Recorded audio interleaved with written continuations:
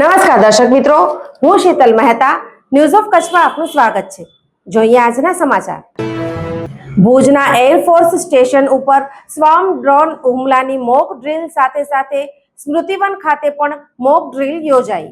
શનિવારે military station ખાતે બપોરે સ્વાર્મ ડ્રોન હવાઈ હુમલો થતા સંબંધિત સુરક્ષા એજન્સીઓએ તત્કાલ ઓપરેશન શિલ્ડ અન્વયે રાહત બચાવની કામગીરી શરૂ કરી હતી। મિલિટરી સ્ટેશનમાં રહેણાંક ક્વાર્ટર્સ પર સ્વાર્મ ડ્રોન હુમલા બાદ નાગરિકોને સલામત સ્થળે ખસેડવાથી લઈને ઘાયલ નાગરિકોને પ્રાથમિક સારવાર આપવામાં આવી હતી। સિવિલ ડિફેન્સના સ્વયંસેવકો અને મેડિકલ ટીમ દ્વારા ઘાયલોને તત્કાલ જીકે જનરલ હોસ્પિટલ પહોંચાડવાની કામગીરી કરાઈ હતી। તો કેન્દ્રીય ગૃહ મંત્રાલયે દેશના તમામ રાજ્યોને નાગરિક સુરક્ષા વ્યવસ્થાને મજબૂત કરવા માટે જાહેર કરેલા મહત્વપૂર્ણ નિર્દેશ અન્વયે સુરક્ષા એજન્સીઓ તથા જિલ્લા વહીવટીતંત્ર સાથે સુચારુ સંકલનથી સુરક્ષા બચાવની કામગીરી માટે આ ઓપરેશન શિલ્ડ સંબંધિત મોક ડ્રીલ હતી।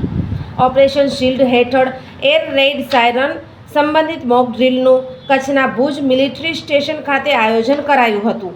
ઓપરેશન શિલ્ડ અભ્યાસ અન્વયે યોજાયેલી મોક ડ્રીલનો મુખ્ય ઉદ્દેશ કોઈપણ પ્રકારના હવાઈ હુમલાની સ્થિતિમાં નાગરિકોને સુરક્ષિત રાખવા અને અસરકારક નાગરિક સંરક્ષણ સુનિશ્ચિત કરવાનો હતો।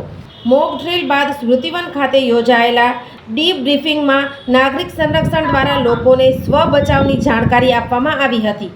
ઉપસ્થિત નિરીક્ષકોએ મોક ડ્રીલ સમયે કરવામાં આવેલી તાત્કાલિક કામગીરી અને નિર્ણયો વિશે પોતાના અભિપ્રાયો જણાવીને સમગ્ર મોક ડ્રીલમાં ભાગ લેનારી તમામ એજન્સી તથા વહીવટી તંત્રની ટીમને અભિનંદન આપ્યા હતા। સિવિલ ડિફેન્સના કંટ્રોલર અને કલેક્ટર આનંદ પટેલે મોક ડ્રીલ દરમિયાન મિલિટરી સ્ટેશન ખાતે ઉપસ્થિત રહીને જરૂરી આકસ્મિક પરિસ્થિતિમાં લેવામાં આવેલા નિર્ણયોને બિરદાવીને સમગ્ર ટીમને અભિનંદન આપ્યા હતા। દર્શક મિત્રો, આજે તારીખ 2 જૂન 2025 આ હતા આજના સમાચાર। આવતીકાલે ફરી મળીશું, ત્યાં સુધી મને રજા આપશો। નમસ્કાર।